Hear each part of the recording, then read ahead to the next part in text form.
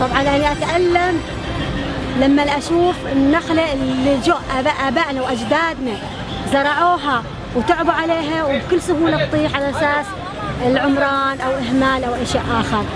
وطبعا فكرتكم رائعة جدا جدا، وعرفتنا وعرفت أبنائنا على فضل النخلة علينا من المهد إلى اللحد.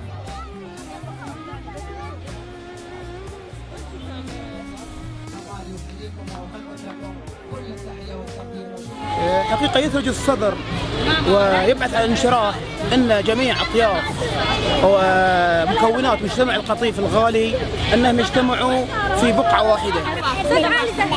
أتمنى من المسؤولين ما يشيلوا النخلة. أنا سعيد في مهرجان النخلة، والأشهد تواجه القطيف في مكان واحد.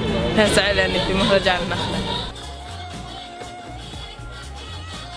بسم الله الرحمن الرحيم. لقد أدهشني وأعجبت بما رأيت هذا اليوم في هذا المهرجان الجميل الذي ينظم لأول مرة، ونأمل إن شاء الله تنظيم المهرجان المستقبل أنه يكون على أفضل وجه.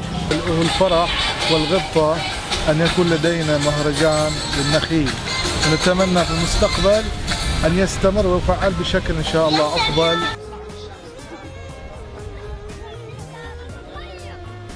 أنا مبسوطة اليوم تواجد أطفال نساء وشباب القطيف في مهرجان النخلة القطيفية لليوم الثاني، وإن دل إنما يدل على حب أهل القطيف لهذه الأرض.